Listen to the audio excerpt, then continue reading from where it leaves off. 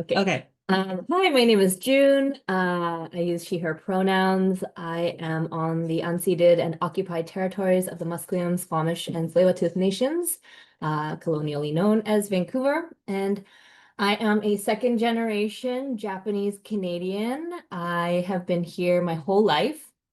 I studied at Simon Fraser University and I did theater performance. Graduating 2016, I did a 6-year undergraduate degree because that's how long it takes to do a theater degree, apparently, when you have many weird interests. Um, I work primarily as an interdisciplinary artist. I have a company named Popcorn Galaxies, which is a theater company that I started in 2013 with a collaborator and friend that went to school with me. Keely O'Brien is my co-artistic director. And alongside that, I have a freelance practice as an artist. I do everything from dramaturgy to script development. I do devising and creation. I work in performance as a clown, as an actor. I do voice work. I work in film. I do front of house managing and rentals manager, and I'm a dog walker. So, yeah, everything that you need to do to survive as an artist. And Heather and I have been, working together for a little while now. I'm sure you're getting into that in the next slide, but we were primarily working comedy together. And I'm really happy to be here connecting with everyone from around the world. So thank you so much for having me. And can you see this working slide? Sorry, I can't get it to show the official fancy slide. I'll try again. What the hell? Mhm. Okay. Okay. So how we met, I won't talk about me. I'm just gonna give this blob and then back to June. I've been practicing clown and comedy on and off since like the early 2000s, and then I found it difficult to combine it. I was hoping to do that in my PhD with performance studies and urban studies, but I found it so hard to really immerse myself in this practice. It just the way, yeah, like the kind of work that and that went into different types of academic jobs and the kind of this work kept getting pushed aside. So I really committed a few years ago to really deep dive into this as my research practice. And I took a class in stand-up comedy at a school here called Blind Tiger. And there I met June. And we right away started talking about Karen Hines, who's posted here. And Karen Hines is an incredible type of clown performer from the body of work called neo bouffon. And I saw Karen perform in the early 2000s in Toronto. And because of her performance, this ghostly creature talking about gentrification, I went and found, what is this? And I went and researched her and found that she taught up on an island in Northern Ontario. And that's how I went into clowning because I was obsessed with this person.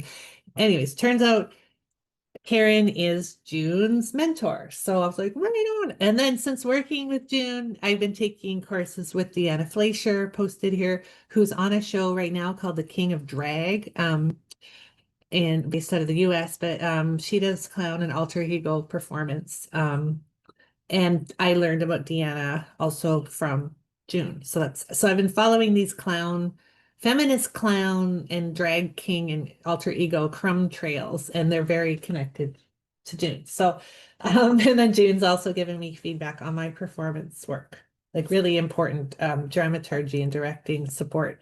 But for me, the more I'm learning and thinking about clown practice, I also think it's part of the universe of diverse economy and a community economy thinking. It's very much a practice about being really relational and responding with your audiences. It's about humility, being okay not knowing with failure. With glitches are an awesome opportunity to learn with.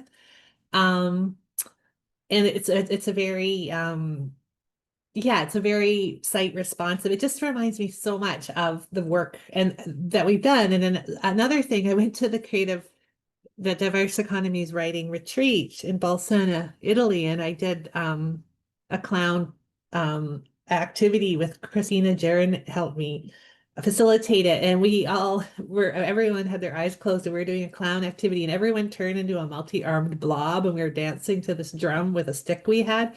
And by the end, it just went, that night we had a huge witch ceremony about languages. And I think we pretended we did a film where we put someone in a cauldron, but it was so fun. It was about language and glitches. So that happened. Yeah, so I'm very interested in this as a practice that's very much about mutual aid, and we're starting where we are. And yeah, and so I've introduced June to Molly, and June also writes about precarity in the arts. So that was how my thinking came up. So I'm going to go back to June and introduce. June can talk about her two key characters. Or okay, so please work. This one.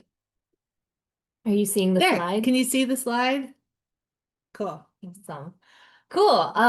Thanks for the introduction. This is really cool for me because, as an artist, I've never really thought of my work in these frameworks, but since getting to know Heather, I'm like, oh, this is feminist, or like this is, like words that I would not use to describe my work. But now I feel like I have like a new frame of reference to explore my work, which is like a really cool avenue, right? Like for me, it's really I've been an actor and a creator my whole life, not necessarily in academia. So this is sort of like a new opportunity for me to learn and discuss my work in new ways and new terms. So um, yeah, I'll talk a little bit about sort of the genesis of my characters, and I'll start with Sumiko because she came first. So I started taking clown in university. This was over 10 years ago, and I found it to be a really freeing opportunity as an actor, who did script-based work, and I always felt like I was kind of missing something. So clown just sort of like cracked open something completely new, a new way to relate to the audience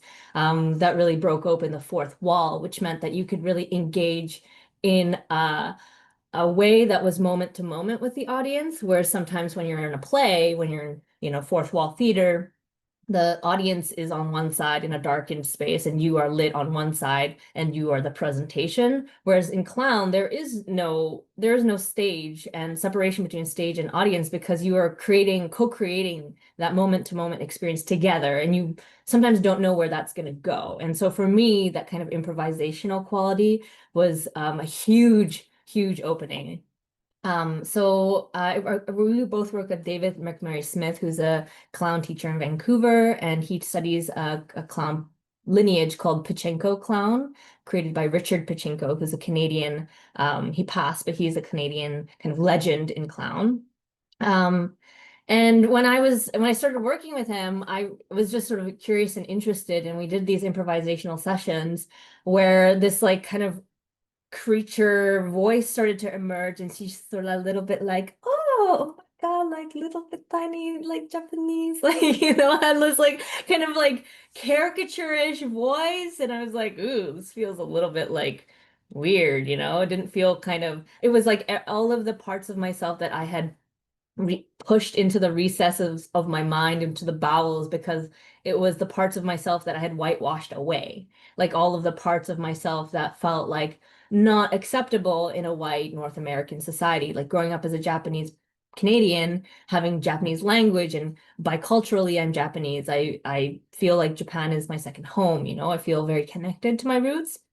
But those things were all sort of pushed away as a kid and growing up here. And so clown sort of like reached into that dark pocket and like drew it out of me.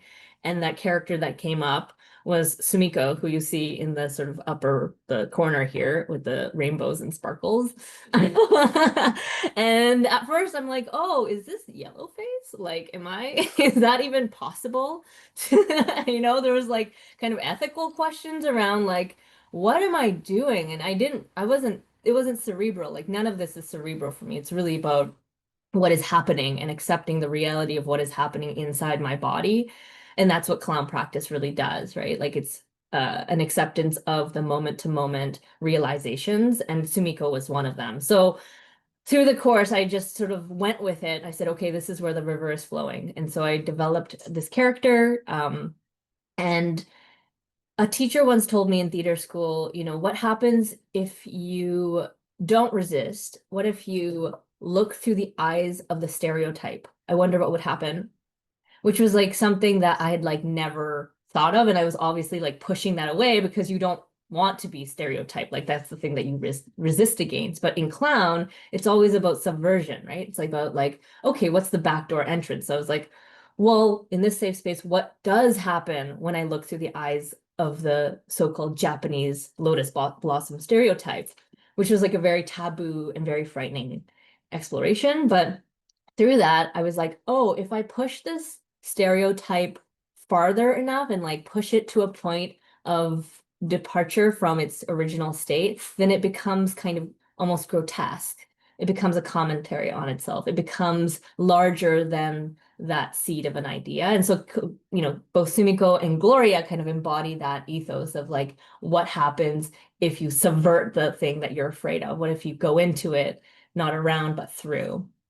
So that's Sumiko, and I developed the show in 2019, and then did a fringe show in Vancouver, which was really successful in some sense because I got a lot of audience reviews, and people came to see it, and I got Best of Fringe, which was awesome. And I think people had never really seen someone like me doing something like this, and so that was a really cool exploration. And then in 2020, I was gonna add, yeah. very deranged, very hilarious. And then the old I love about the Japanese grandmas coming and you were nervous. Oh yeah. There was a lot of elders in my community who I obviously respected and wanted their respect, and I was really afraid of what they might think. But Shizumiko is like this kind of brash and like really like kind of sexy and unafraid to be her sort of full-blown self. And, at one point she has like, phallic objects, which you may imagine in your own mind, and is like playing with it, like kind of unabashedly. And, I think for a lot of people, that's like not something you expect. But I think the unexpectedness of that drew a lot of attention, and a lot of the elders were like laughing their butts off because they were like, oh, okay, we relate to you. This is a part of me that I'm not allowed to show, but you are letting us laugh, which means we get to release that part of me that I've sort of held inside. So I thought like that was a cool way to, yeah, cool exploration. I was like, okay, there's something here. Okay, I'll shut up. Yeah. Sorry. Yeah, and then after 2020, of course, everything shut down. I had to abandon Sumiko for a long time. And then I kind of got into this, grind culture where it was like, okay, well, how can I survive through the pandemic? Like, what can I do? So I've done everything under the sun, every producing gig, every Zoom moderation, like random gigs, emceeing things, which were all great. But I just started to just grind it out, which meant that I couldn't do as much practice in the studio. And then in order to make something sustainable, of course, you need to start writing grants. And then I opened myself to the possibility of, okay, like funding for multiple years, what does that look like? And strategic thinking and all of these things that I had never really like thought about before. And of course, my company had to incorporate because we started getting some of these grants, which meant that we had more administrative work to do on the back end to upkeep our nonprofit status so that we could apply for more grants. It just became this sort of vicious cycle of being trapped in this nonprofit sector grind, which I didn't even know really existed until I fell into it.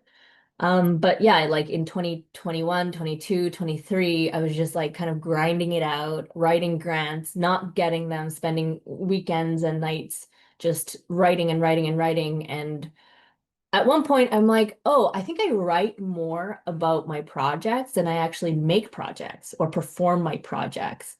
And that was a really depressing realization. And I think my cohort of, peers, my friends were all experiencing the same thing. And we all kind of fell into like, a kind of cosmic depression about the whole thing. Like, oh, why are we artists if we are only writing grants? Like, what is the point of doing all of this work if we're not even getting paid to write those grants, and we're falling farther into debt and, falling farther into precarity when what we are trying to do is create prosperous, thriving, and exciting lives. Like it just didn't really, the math just never adds up. And so at one point, like 2023, after many, many struggles, many months of just not getting any of these grants and feeling really precarious, I had this breaking point where I was like, oh, I don't know that I can keep doing this. I don't think this is sustainable in the least. I'm hustling so hard, not making enough money, and yet I'm being asked to, create communities and thriving environments and uplift marginalized voices. And I'm like, I am the marginalized voice. Like, I am the community that this grant should be serving. And yet, like, that's not happening here. Like, that doesn't make any sense. Like, why am I having to do more work and then getting less out of it, but being asked to fly through these like bureaucratic hoops to like uplift the general population when I can barely like pay for rent. Like, that doesn't make any sense. And so that it was a really hard moment. But then I like through that really depressing, awful period, I thought, okay, what would a clown think about this? Like, how would a clown understand this nonsense, absurdist present reality? And then it was like, oh, okay, writing grants is my artwork. Writing grants is my artwork. Okay, writing grants is my artwork. There's like a pushing through that barrier. And I'm like, what if I made a show about writing grants? Because that's clearly what I'm doing right now. Like, why can't this be an art project? Like, why can't my struggles be the content of my artwork? Like, no, that's not like my first choice of things that I want to make, but like clearly that's what's happening. And again, like clown is about moment to moment realization and acceptance of the present reality. So I'm like, okay, if I accepted the present reality, then I can move. I can go from stasis to movement. And so I like jumped in. I was like, I'm gonna write a show about grant writing and what precarity means and what the economics of art making is for artists like me. And then I named this character that was writing these grants, and her name was Gloria, and she sort of just named herself. And so I'm like, okay, it's sort of similar pathways from Sumiko to Gloria, where they sort of emerged out of this necessity and this curiosity of like, okay, what happens if I push through? What happens if I go go further? And so that's sort of how I ended up with her. It's a lot of talking. That's great. Okay. Well, I'm timing this to make room that we Yeah. can discuss at the end. So we've got 18 more minutes. Do you want to talk briefly about apologies for this Yeah. weird PowerPoint? Oh, Sure. and then popcorn galaxies. And then I have a couple questions. Cool. Popcorn Galaxies is a theater company that I started with my friend Keely O'Brien, and we still run this company together. And this was based on our kind of experimental creation methodologies. We started because we were like, what happens if we made a show for one person at a time? And that was like our first starting question. And from then we've evolved into a company that creates work, sort of experimental contemporary theatrical works that looks at site responsive works, site and people like audience and participation, performance and participants, really thinking about performativity and spectatorship in new ways where there is no boundary between those two things, because we put audience members in the sort of co-creator role. And what you're seeing on screen is a show called Perfect Strangers, where there is no performer, there's no script, there's no text, there's nothing performed in terms of like a scripted rehearsal, but it puts audience members together, strangers who don't know each other, together, and we bring them on a walking journey through the local neighborhood where we've kind of planted different prompts along the way, and it's an opportunity for strangers to find friends. And the leading question for this show is, how do strangers become friends? It was like as simple as that, but we really wanted to do it in a way that was really fun and inviting, and we often work in ways that kind of reimagine the everyday by using games and forms like a scavenger hunt or letter writing or walking tour or audio books as a opportunity to explore some of these bigger topics, but through an imagined kind of theatrical form. Yeah, so that's Popcorn Galaxies.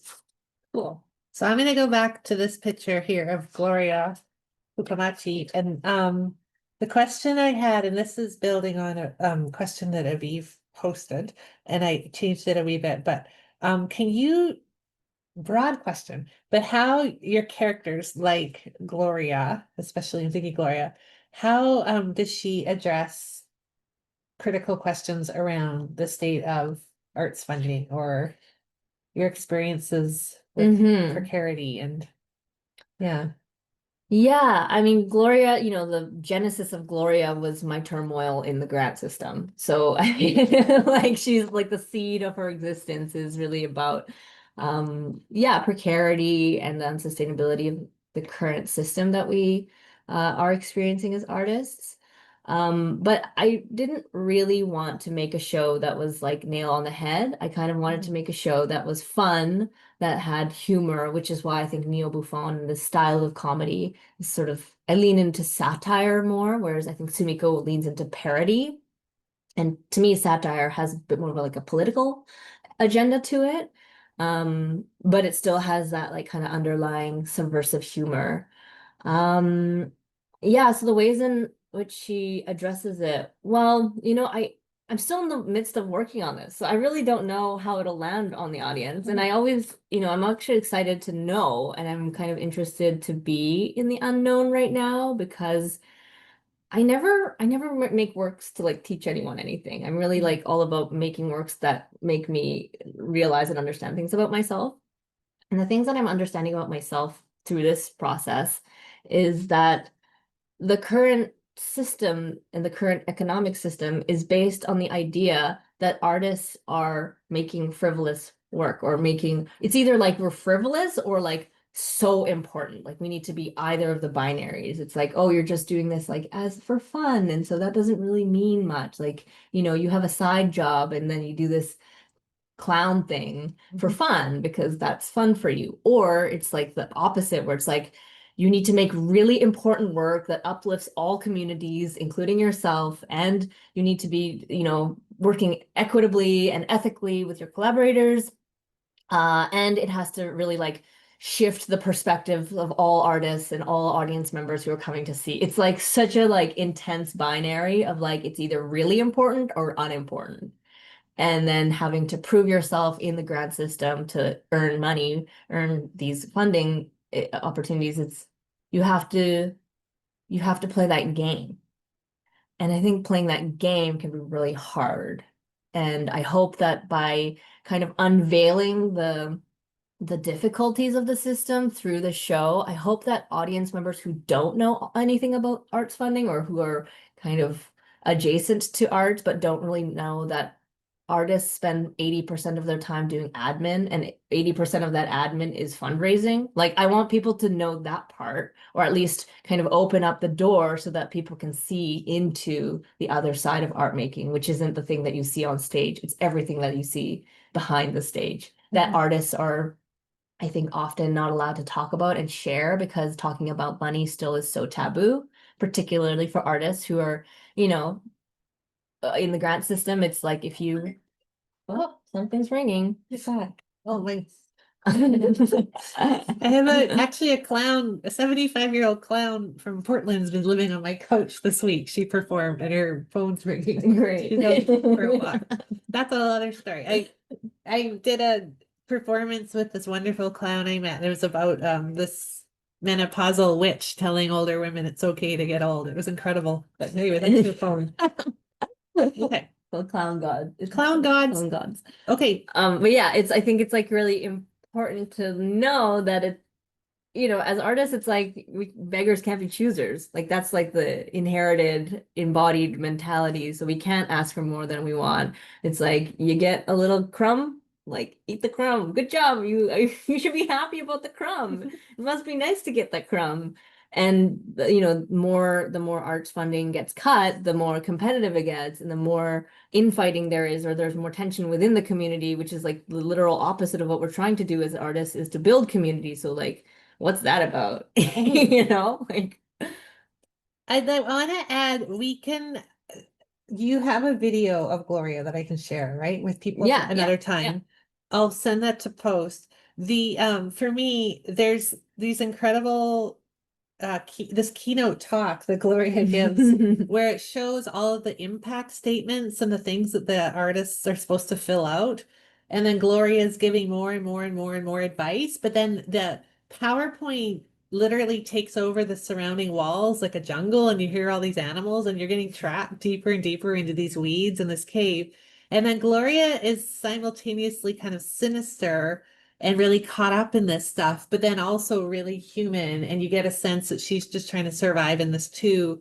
And then I'm talking for your work, but Stamiko, the clown, is hidden on some island, and the kind of all these different, it's very powerful, but it really, I think academics will appreciate it too, because you're just like, wow, like just these statements and the work that goes into them, but then the sound and the and it's like this bizarre keynote speaker swamp that you're getting pulled into, but still a warmth and a kindness to trying to survive in that. So it's not cruel and making fun of it's not, it's very human, and it's the humans trying to survive in that. And that's, and again, I'm so self-conscious. I don't want to be like, I'm studying my diverse economy weird eyeball thing, but I'm like, oh, like it really oh, like it's just very, it's a very thoughtful and playful way of thinking of the embodiment of this administrivia, and but then also playfully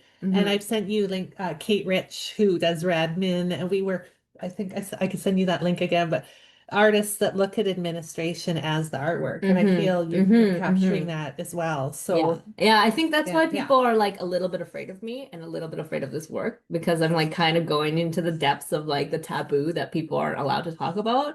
But I mean, I'm kind of like right there. Like I have the clown technique and I have the experience. So it's like, why not? Why not go to the places that scare you? You know, why not talk about those things? Like the reason why we're precarious is because we're not talking about it. Part of it is, you know, the reason why we stay you know, trapped in our own little silos thinking about these, you know, kind of ideas, and we're not sharing with each other is because it feels bad to do it. We're not allowed to, socially acceptable to talk about arts and money.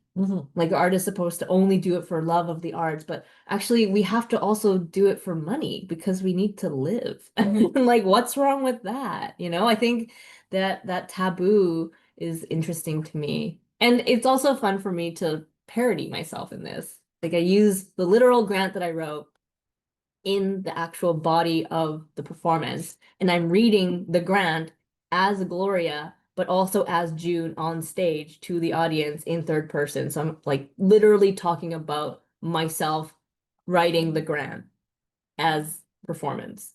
If that makes sense. Okay. Just okay, we're gonna go 8 more minutes and then we'll open it up so we can have a convo. The big broad question that we practiced before. Let's see if we can do it again. See if we can do it again. We had a good chat as a practice. Working with academics like me in the big institutions or arts funders, from your perspective, how can we work to have a more mutual aid or interdependence in our collaborations? And we had a great chat, and then you're like, what? And then we talked and see if we can do that. Yeah, how can we think about interdependence? But and the state of arts funding, like you were saying in Vancouver and like yeah, I mean, I think it's really important to know that, you know, like right now in Vancouver, like right this moment in city council, they're trying to propose a 12% funding cut for the arts, and they're increasing policing by 10%. It's crazy. It's like another blow to an already struggling economy, and then they're struggling, you know, these are real people. Like it's like my rent is on the line.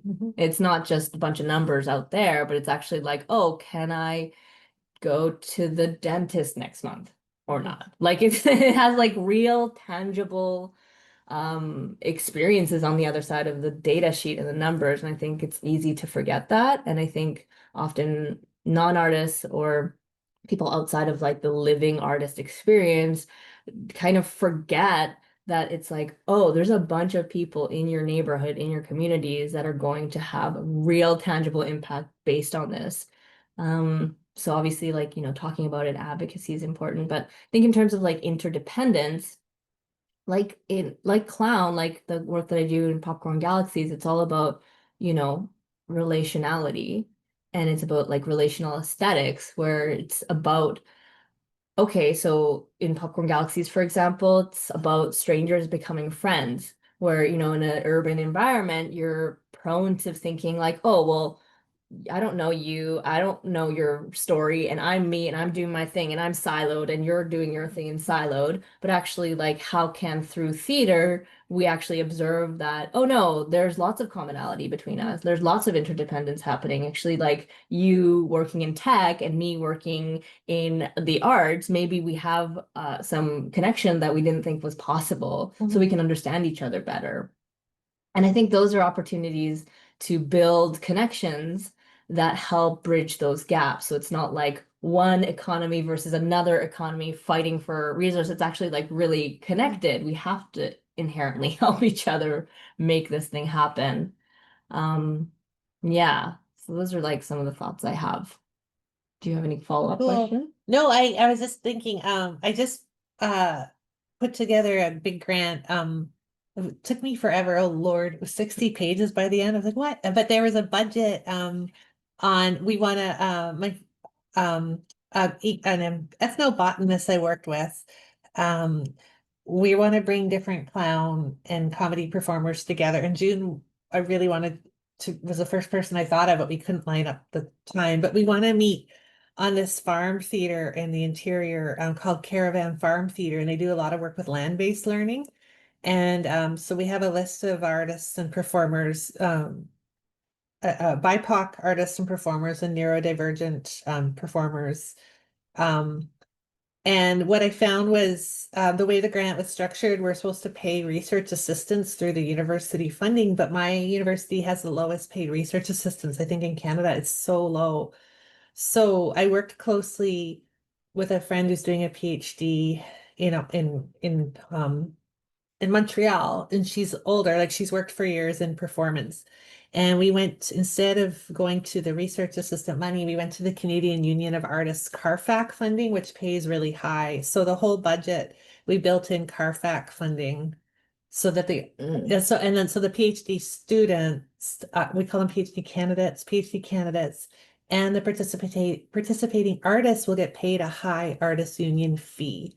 And we built it in, and we have asterisks through all the budget, and we explain all through the knowledge mobile, like all the different places we placed in how these are, we want to pay at this rate. And but yeah, it was really powerful. Keeping that line of communication opening. And in my case, my university, seeing how dismally low the pay is for research assistants. So I really hope we get the grant, and I hope the funders, when the reviewers, respect that. But it's way like really, really a different pay. So, Mhm. but also I was joking, I have a book called Beaver Baffler. I've got in Kamloops, I was visiting my mom at the art gallery. There's a amazing show about beavers, and so anyways, it's like you can't see it. But I keep thinking, I'm like, I'm gonna be an artist clown beaver because it's all about digging around and moving waterways. But I kept thinking of the grant, like what would a beaver do? Like what's my role in this Mm. ecology? And I felt like, Mhm. yeah, but Mhm. thinking, yeah, but it's stuff like that, like the interdependence, and somehow it's baked into my institution that research assistants, it's like RA work, and the way the language was, it was like PhD students, RAs, and we really uplifted and really tried to speak to that in a generous dialogical way, saying this is part of our learning, but build it all through the grant. Yeah. And I was thinking of clowns and beavers, so I don't know. Yeah, it's kind of what you're saying is like kind of sparking like for me, it's like, oh, it's like interesting because you know, obviously there's so much conversation about precarity in the arts and things happening like here in this room with all of you, but then it rarely does it, I mean, for at least for me, crossover. Like this is my first time talking to you about this in this setting, Mhm. you know? It's like a funny thing because like there's two, it's like orbiting each other but not never intersecting. So it's like you bringing me onto this platform to talk about my experience is a way of creating that interdependence because, you know, in you paying me to do this work right now is also going to help me do my work. And so it's like, how can we continue to like take the wealth over here and then like disperse it in ways or like elevate using the Mhm. platform we have so that those who aren't getting as much exposure and hustling so much that they can't reach out to get exposure or to, ask for help. Because that's usually what's happening is like, I'm so busy hustling all the time. I don't even know what's available for me. Like, I don't even know who to ask because I'm too busy grinding out grants like day in and day out and walking dogs and doing whatever else I'm doing. And so it's like, it's like those who can offer should offer so that those who can't have an opportunity to, to go, oh, okay, there's other ways. Cool. Yeah.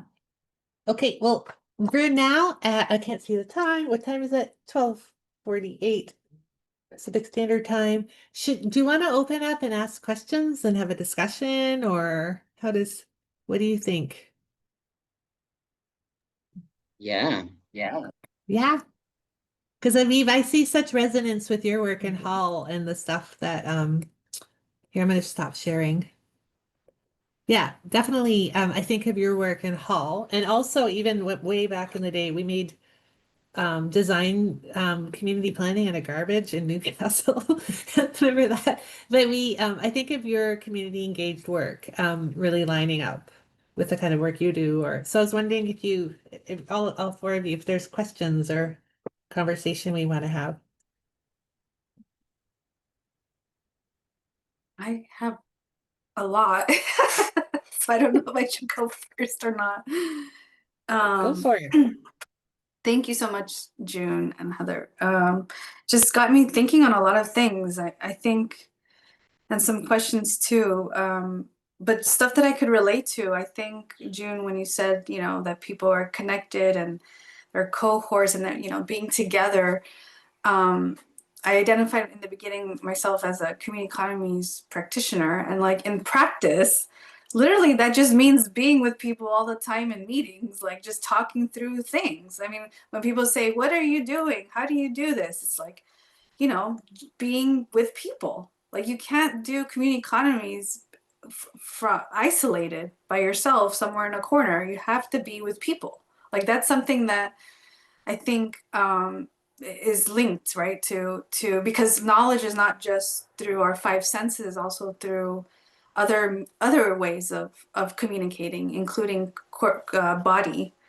And then, so that brings me to the other part where, so I've had the opportunity to, so right now I do work in donor relations. So I've been on both sides of the whole grant thing because I completely understand the grant situation. And at this moment, a couple of years ago, I joined a group called Cultural Survival. I'm in their donor relations team. And I'm quickly learning that philanthropy is also changing, meaning that I know that there's so much frustration. I completely get it.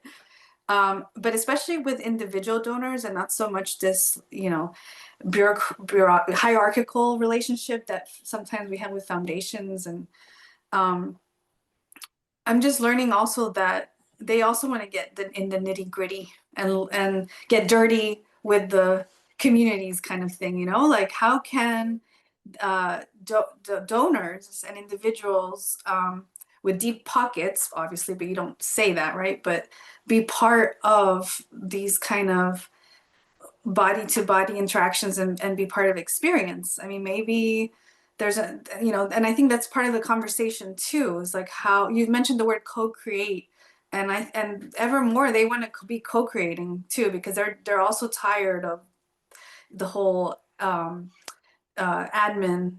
They want to, especially younger donors like millennials, Gen Z, they want to feel like they're part of the solution. So anyways, I just some room for thought. But I did want to raise a question on, I'm trying to picture myself, like I'm imagining your story, and it's been really enlightening, and I'm just thinking, and I also can relate to some things being mestiza myself.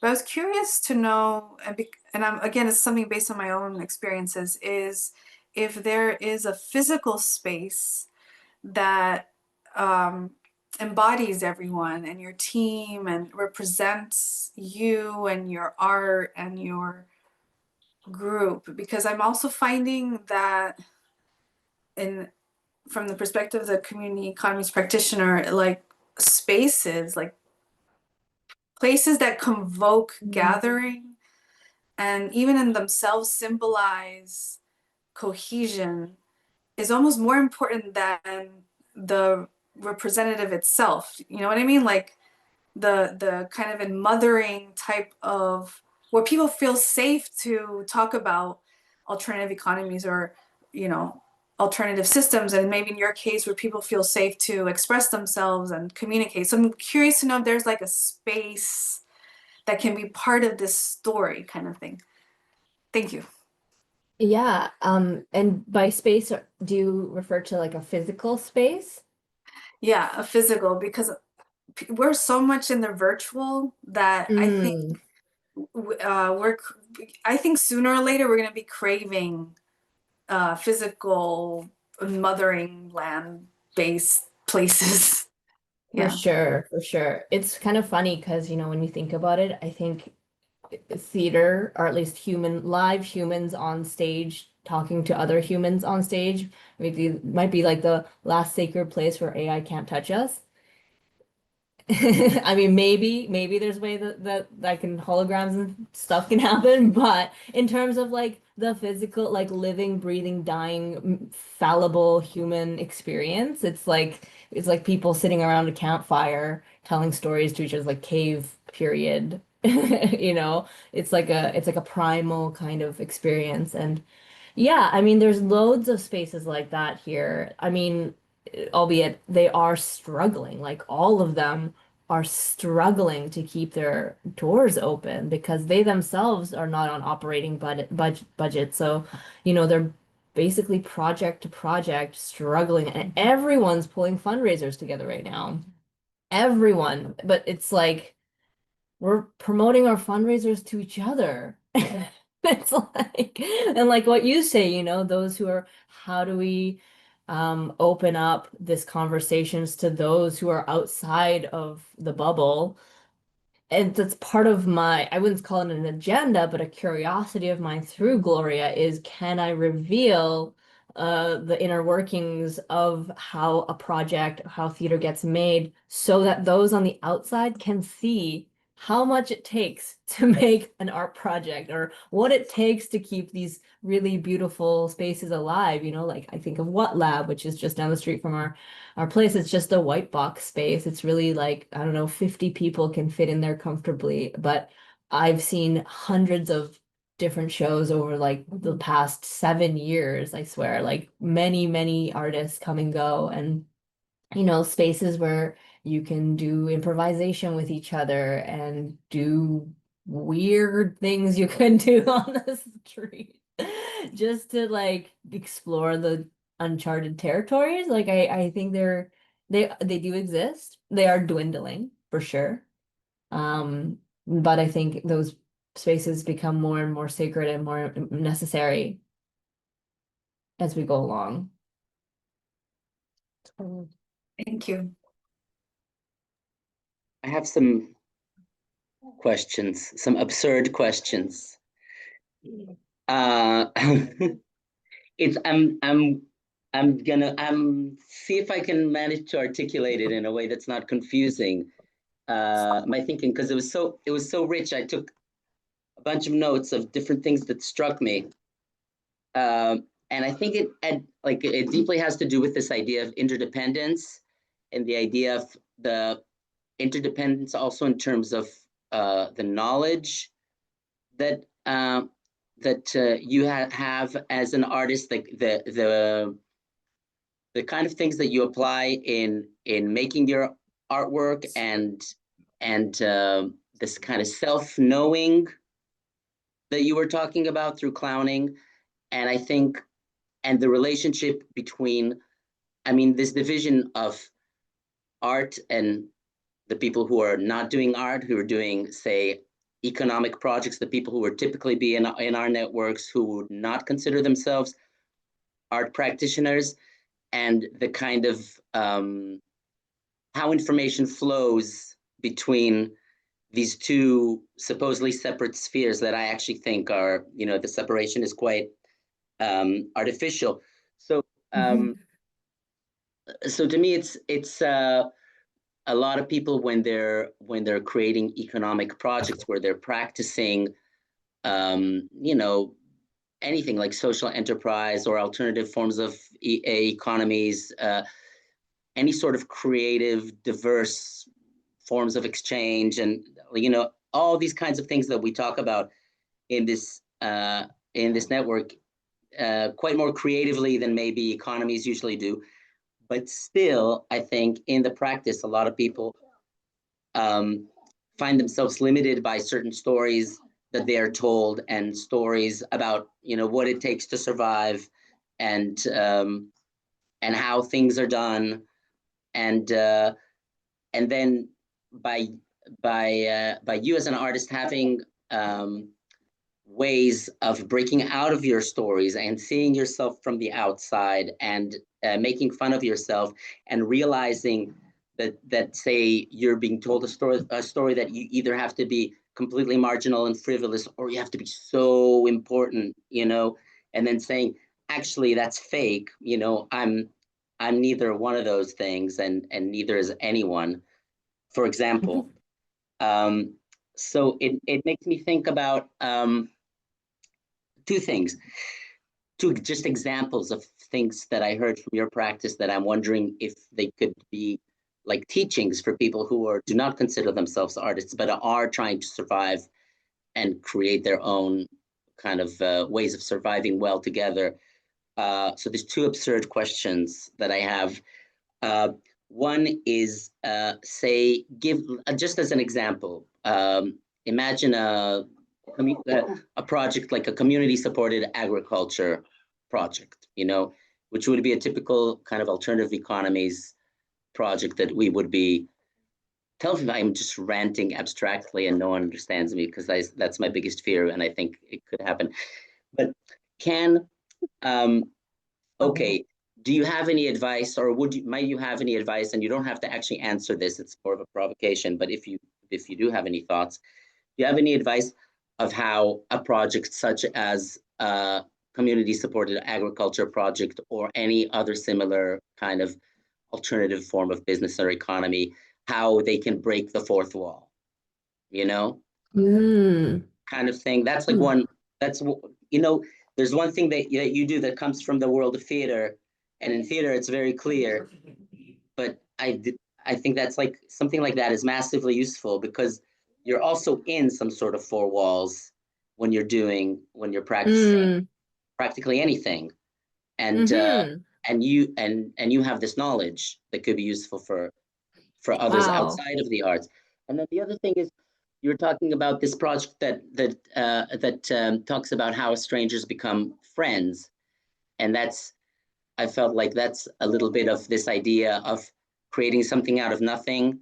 And then the word resources came to my mind, and then I thought, friends in a way are the anti-resource. Friends are the opposite of a resource, you know, because a resource is a way you instrumentalize anything to your benefit. But they're also, you know, we're told that to survive we need resources. And then, but what about this anti-resource that can also just kind of be the opposite way, but also but leads to maybe a different kind of better way of surviving and flourishing. These are my two absurd Wow, I questions. love your brain. That's awesome. It's so clear to me what you're saying. It's so clear. That's I've never really thought of, you know, breaking the fourth wall in a context other than theater. So that's actually really cool for me to even think about, okay, what does that mean? Like breaking the fourth wall outside of a theatrical context. But you're totally right. Like there are ways to be more transparent. It's about honesty. It's about embracing your own vulnerability. It's about it's yeah, like because what does the fourth wall do? The fourth wall is an engineered image of a wall that does not exist, that creates separation because there's one form of being, the audience, that performs being an audience, and then another group of people that performs being, well, performers. And those are two sets of people with two sets of social rules. Like an audience shouldn't start speaking in the middle of a theater performance because they're not doing their role properly. But that's only because we have an imagined wall. So that's a really interesting provocation. I don't really know if I have an answer necessarily, but yeah, like I guess it's about questioning what we believe are inherent roles outside of theater. I mean, if like, oh, I'm a customer and you're the merchant or whatever, whatever the social context is, it's like, oh, why am I acting in this way? Why does an audience sit in their seat in the dark when the lights go out and they stop talking? That's just a code of conduct built into a theater setting. But once you start to kind of screw with those rules in a theater, once you bring the lights up on the audience for the entire show, it invites the audience, oh, I'm also being seen by the performer. It really screws with the code of conduct. And so, like, I guess in a way, you could apply that to things outside of the theater. It's like questioning, okay, well, I'm the moderator. I am standing in front of the class, or I am, or like I am behaving in a certain way. Why? What does that do? Or just, I guess, questioning the inherent role that we each play and whether that's even conducive to what you're trying to do. I did this really interesting exercise with Steve Wong once. He's a theater practitioner, and he was like, okay, he was teaching teachers how to teach. It was really cool. And he was like, okay, everyone, like, I'm going to be the teacher and you're going to be the students, and we're going to play these roles, like a little role play. And he's like, I'm gonna do all these crazy things and you can just react. So he started doing crazy things as opposed to he was like walking really close to someone and like talking to only one person at a time. Then he was standing on a table and like banging things and like screaming. And he was like, trying to like disrupt what the role of the teacher looks like. And I was like, that's so cool. Like what can we do to disrupt the flow of what we think is normalized behaviors? Maybe that's part of it too. I don't know. I'm gonna Yeah. add one little Yeah, salami slice to the sandwich. Yeah. There's an incredible book, Sarah Schulman's book, The Gentrification of the Mind, has she's a theater writer, and she teaches creative writing, and it's about the gentrification of the Lower East Side of New York, and she charts very closely the switch from really experimental performance art in the Lower East Side, where the fourth wall is totally scrambled and people are co-creating and doing all kinds of messy mixed up, and she charts how the loss of those spaces really aligns with real estate and how New York gentrified, and so art became more and more something you consume and something that became an elite thing that people consume. And it's a really beautiful book at the very spiritual, emotional dimensions of this type of work that's messy and where we're allowed to fail and flop together, and why I think of the clown work and the queer and feminists and different types of clowns they meet here. I think always of that book, because we need work where we're just kind of being vulnerable and messy in the audience is part of it. But that kind of consuming art, like she shows, it's part of a type of capitalist thinking about art. But anyways, I thought that was resonating when you're talking. It's such it's so beautifully written, and I've used it in classes, and it really affects them, and they bring it up. Like it's very moving because it's very poetic writing. Yeah, that's So, beautiful. and the people she's worked with are nuts. Like the Penny Arcade and like all these wacky, Yeah. really bizarre, funny performance artists. So yeah, That's okay. so cool. So the second one about strangers becoming friends. Yeah, I love that too. I love this idea of like friends as like the anti-resource or anti-extractive method of being alive. And it's like, yeah, I think that's kind of why Popcorn Galaxies is so interested in strangers. This idea that we keep coming back to it like time and again. All of our projects are about strangers meeting each other in different ways. And I think that's just a way for us to explore, like, how can we, be less extractive of each other? How can we become more friends? Because friends is based on trust, And friendship is based on the idea that you can give and not get, and you're fine because you're happy for the other person's happiness. You're like, you know, I'm happy because you're happy. I don't need you to give me something that will make me happy. And I think that's a really great way of looking at it. And I've never really thought of it that way, but I mean, the only reason why I'm able to survive is because I have a huge network of community, you know, supporters, friends in my neighborhood, like Heather, like you live down the street from me. Like that's huge. We bump into each other at the park all the time, you know, having that kind of, and I can pick up the phone and be like, hey, can you help me? And you can pick up the phone and say, hey, can you help me? And of course, you know, it's important to get paid for your time and all of that. And that's definitely not off the table. But I also do think the reciprocity and trust that we can work outside of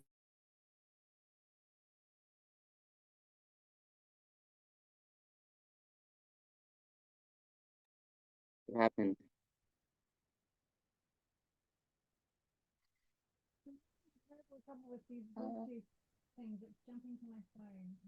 Catherine, are you muted? Look at Oh,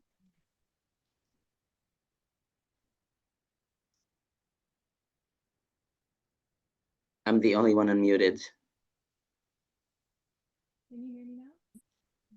Sorry, your very head. faintly. We disappeared, and then Catherine, I said you, and then we froze again. I really apologize. My connection's crap. Okay, Catherine, you had a question? Can you hear me? Because I'm having terrible time. Oh, can't hear you. You are green. Your box is green. Maybe it's your mic. No, it's my. Oh, can't hear you.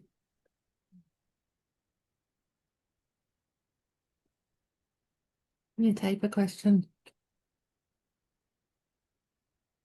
You're very, very faintly. Mm-hmm. Oh, no problem.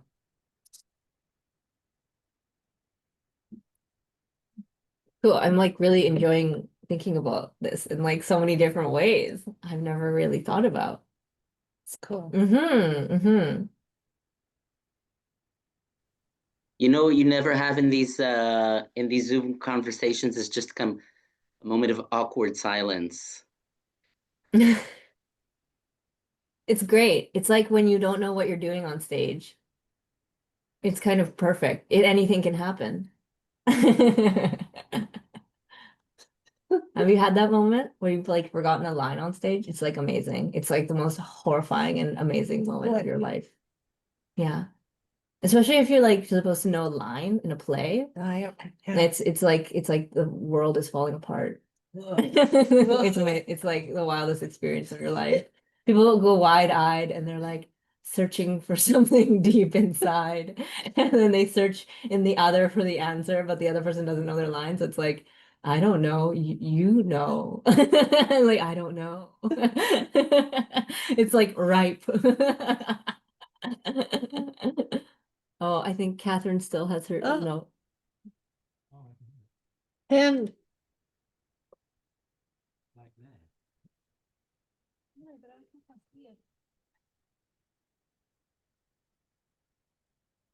Maybe she can mime out the question. Yeah. We'll do Pictionary. We'll try and guess. We'll guess what charades Can and you we'll hear me guess. now? Yeah. Far out.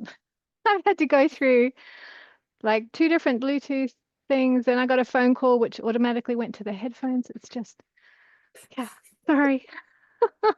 we persist. Yeah, it's okay. So what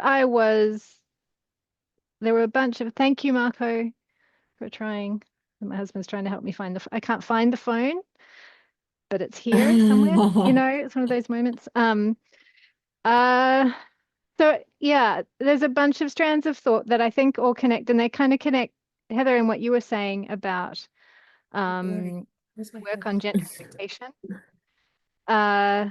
So, you know, one of the thoughts that was occurring to me as you were talking about the Gloria character is, you know, how much of an assumption of elitism there is built into the grant system, right? There's an assumption that people producing art are somehow members of an already privileged elite. So it's that old high art kind of idea of what art is. It's not kind of, and so therefore you must demonstrate your community benefit because clearly, you know, you're privileged to even be thinking about doing something artistic, right? It's a really interesting thing that's built into that. And then thinking on that other theme at the same time of the fourth wall and that really interesting comment, that really interesting conversation, and the fact that, you know, sometimes what's so uncomfortable about theater that breaks down the fourth wall is that when you're an audience and you're like, you just want to go and absorb something, you just want to, you know, sit in the dark and not have to put any effort in. You want to be that passive consumer. So there's a, as you know, exactly as you said, Heather, there's a particular culture of production and of consumption in the arts that's being built into this. So you have in that standard system, the audience has this, first of all, there's an assumption of this is an elite thing, and then there's the norm that we have of the audience being quite okay to just be removed and not implicated in the systems of production, which is kind of also how the social norms that we've built around capitalist modes of consumption works as well. It's that very, very nice sense of remove when you get to pick up whatever it is you're buying. You don't feel implicated in any way in how that came to be or what it does in the world or what it does when you're done using it in the world either, you know? So I'm just, yeah, I'm seeing some amazing parallels that I had never occurred to me before between the kind of work that you're doing and that, you know, that need to challenge those normative modes of production and consumption. Wow, I love that so much. Yeah, you're so right. It's like what usually you just go to the theater and then you see the thing and then you go home. You've paid your ticket already, so you don't have to worry about that. And you just sort of you don't think And about it's what time that. out. Yeah, yeah. I mean, in some ways I'm happy that audience members can like, use theater as somewhat of an escape. And I do think there's some validity and also, I don't know, there's something to it. Like, yeah, I wanna give you a little relaxing time to to like make you, not worry about your life for a hot moment. I do think there's value in that, but I also do think there's value in theater that provokes the audience into thinking, oh, I'm actually alive in the seat right now. Watching the show. And in fact, the audience is watching the stage, but I am watching you. I see you picking your nose in the corner or like sleeping or like you impact me. When you're sleeping in the corner, that does something to me on stage. It's an exchange. It's not that fourth wall, although there could be one, but I can still see it. Even if there is a fourth wall, I still know. If people aren't Yeah. laughing, I still know. And yeah, I think that's something that's different than say film, for example, where you don't have you absolutely or TV or TV on your laptop in your bed. Yeah. It just becomes Yeah. more and more removed, where it becomes more of about the consumption, the product that you are consuming as the receiver. Whereas in live theater and clown, it's become more and more removed, where it's like, oh no, you're like the stage is you sitting in your seat. That's the activity. Yeah. Huh. And there's a I'd never thought about the kind of parallels with a kind of capitalist mode of economy where there's so much more remove and denial of relationship. And that's so much present in that move to Netflix. We don't even have the community of people in the theater together anymore. The refusal of relationship and the relationship creation that comes with being engaged in arts. It's the same as the denial of relationship between the person that makes my shoes and me buying the shoes and wearing them. Yeah. And I think something that, in Popcorn Galaxies, our work that we're really conscious of and we've loved and we continue to pursue is co-creation. Like often our Mm. the structures we create for our shows are porous. Like we create like a scaffolding for like, okay, the audience is gonna be here, they're gonna meet, and then something's gonna happen, and then we're gonna get to point B, which we've constructed very carefully, and then something's gonna happen that gets us to point C, but the something in between is a fill in your blank for the audience to fill, not us. Like the audience is often much smarter, much more inventive, and much more creative than what we two can come up together, and much more interesting for us to explore together as co-creators of the piece. It also, for us, invites risk, which is great. Like in a traditional theater format, when you crafted something very meticulously, when you control every aspect of the performance, there's minimal risk involved for both the audience and the performer because you haven't left room for accidents and unexpected things to occur. But for our work, we invite those things inherently. Like that's the meat and bones of our work because we believe that, by creating space, porousness in the structures, that wild and magical things can happen. Things that we could never, ever have assumed to make possible. And that's the liveness, that's the thing that we strive for, and that kind of interconnectedness. Like when you experience those magical moments together, that's like you can't go back from that moment. Like you can't come back from it. You've crossed the threshold. So yeah, I think you're right in that, like, obviously there's many forms of theater, some that are more, like you can sit back and watch a musical production and be totally happy and go home and feel great. And that's one way of being. And then there's other ways of being in performance together with the performers where you are part of the performance piece as well. It's great. And Allison, you have your hand up. Or did you want to say another thing, Catherine? Sorry. Oh, it was just the other bit of the train of thought that I lost as I was running around trying to fix my sound was that it's giving me a really great spark to think about knowledge production and knowledge consumption. And so what we do with our academic writing, right, which is basically this, we give the audience the same permission to be passive and not be implicated.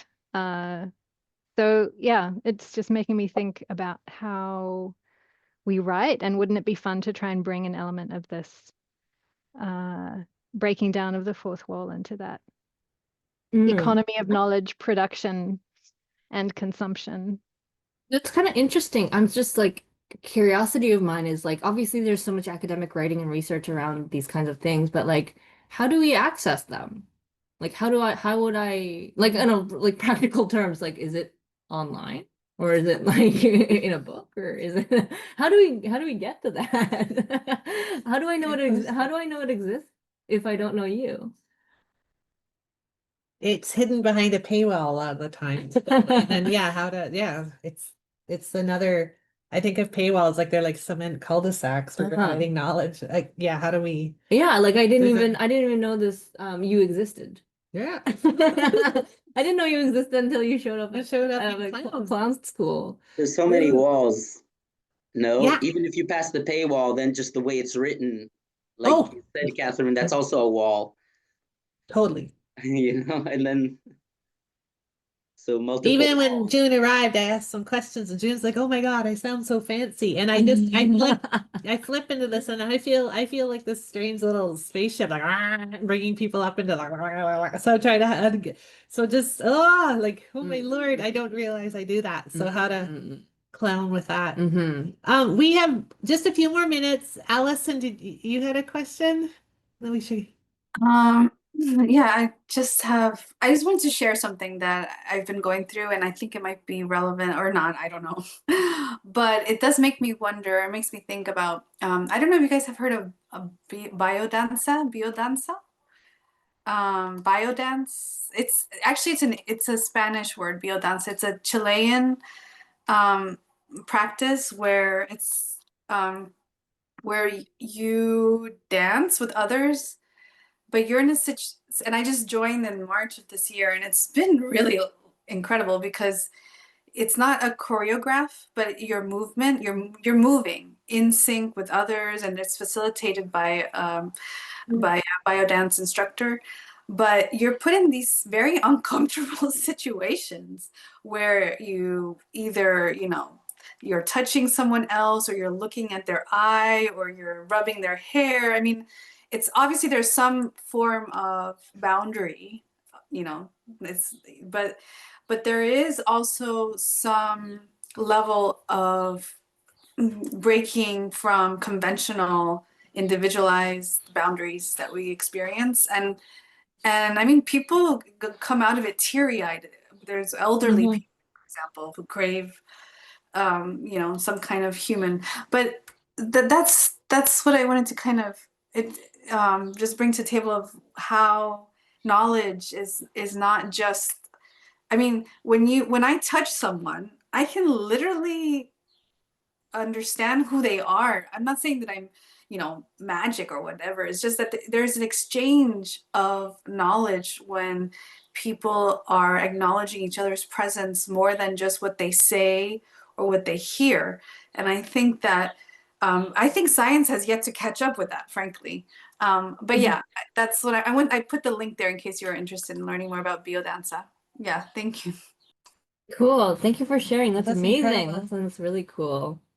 Do you have any thoughts on that? Yeah, I mean, it makes me think of like contact improv, or I don't know if you know what that is, but it's a way of moving together improvisationally, but you're physically touching. And yeah, I mean, I think, it's so, there's so many social codes. Like, it's like that audience relationship with the performer, for example. It's like so built, it's like being in a library. It's like we're quiet because that's the architecture. It's like we sit in seats because they're seats and they face forward. Like, you're not going to sit backwards in your seat and not look at the stage because that's not the architecture. It's like we don't even think about that. So it's kind of like being in a room together. It's like, in a theater room, often like when I begin my classes, I'll get everyone to go, okay, like find a place to sit or stand comfortably in the space. And then everyone respectively finds a place on the floor or wherever. And it's like, oh, why did you choose to stand or sit there? It's like, oh, because there's something made you do that. That's the comfortable space for you. Is that because it's far away from other people or close to other people? It's just like I love that investigation that you're talking about by like, exploring other people's spaces, intimate touching, intimate physical proximity. I think it really disrupts capitalism. Like it disrupts individualism, and it disrupts all sorts of like isms that we're like subject to as like hyper individualistic, competitive, meant to be worker bee people. I'll add to that. I was at a clown training this summer on Salt Spring Island, and a wonderful somatic therapist who does contact improv dance gave us a talk at lunch. And I swear it like, oh, it blew my mind. Like it was, she talked about our nervous system, or the fight or flight, and she talked all about the somatic, like how literally through the diaphragm, and in clown we do diaphragmatic breathing and do a lot of work with breath work for quite a while to warm up, and then I want to find more information about this to present actually when I come and meet you all in Australia. It was so powerful, but she had a word for it. It was like subcortical, like our brain, the mental knowledge is like 10% of all of our knowledges. And being present through play, improvisational music, clowning practice, you're lighting up a whole, it had a word like subcortical knowledge, like knowledge in your body, like deep in your body. And she talked all about the fight or flight and anxiety, but the shrinking and the very stiff, very type of brain and body that fits well with loneliness and with fascism and lashing out. It's really, really hyper stimulated right now, and how to get into the body and slow down. It was such an incredible talk. It was so beautiful that my nose started running, and it's running and running. And I thought I had COVID. I was like, what the hell? And then we were in this beautiful, beautiful dance studio on the side of a mountain, and I thought I had COVID. Like my nose started running, and I put on a mask, and I was just lying there. I'm like, oh my God, I'm gonna have to go home. I'm 40 kilometers up on a mountain. And then I watched everyone move, and that evening my nose ran and ran, and I lay there like a rotting log in this improvisational movement. And I'm Covered like, in snot. and I'm like, I'm a snot log from the neoliberal university. The next day I'm like, I have to go. And then I had weird dreams. The next day I was fine. I feel like she went in and poked years of working in university. Like it was like a massage or like, anyways, it was so beautiful, but about being present in our bodies. But she made these wonderful connections of the intimate relations, and then a certain type of rigid reactionary us that's getting drawn. And that's why I love the people we work with, and this body of work is about, that very intimate and relational and the larger. And but it was this incredible talk that made my nose run. And she poked something that was all stuck for a long time. Like it was so embodied, and Yeah. it was the most beautiful talk. But Yeah, I'm gonna look up some of the words she used because it really reminded me of this work. that's so cool. Do you want to introduce yourself? I just want we just have someone. I have an incredible person staying who I want to introduce you to, and then we'll say. I'm just the person. No, you are not just the person. Hi. We did a performance last night. I want to introduce Prudence from Poop Products. Here, introduce yourself. I'm Marty I Honig. can't see the way that thing Can't is. see where Go it's right in there. Go in there. Just say hi. Hi. Go right in there. Oh. Hi. This is rhizomatically connected to my relation with June. Marty and I did a performance last night about menopausal witches. We call it cougar puberty. Awesome. Yeah. That's great. Yeah. So Oh, yay. So we're an important clown knowledge hub. we are clown witches. Clown witch hub. And Yes. then part of our performance last night, we even handed out a little flyer at the end about feminists. It was based to the song Wet Ass Pussy by that hip hop song, but it was all about being celebratory about aging. And we made a reading list with Adrienne Marie Brown and pleasure activism, and and we got a 10% discount by this Indigenous led bookstore. But that's a beautiful book, also pleasure activism around joy and humor. And so but I'm so grateful because there was also, I wouldn't know Marty if I didn't know you, because I met Deanna Fleischer, then I met Marty. Now we're making Cougar Puberty ads. Cool.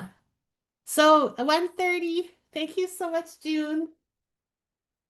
Thank you. It was so fun. It was so Thank fun. you for your awesome questions and your comments. It was really cool to think about my work in new ways. Thanks for letting me share. And keep me posted on other gatherings. It's very interesting.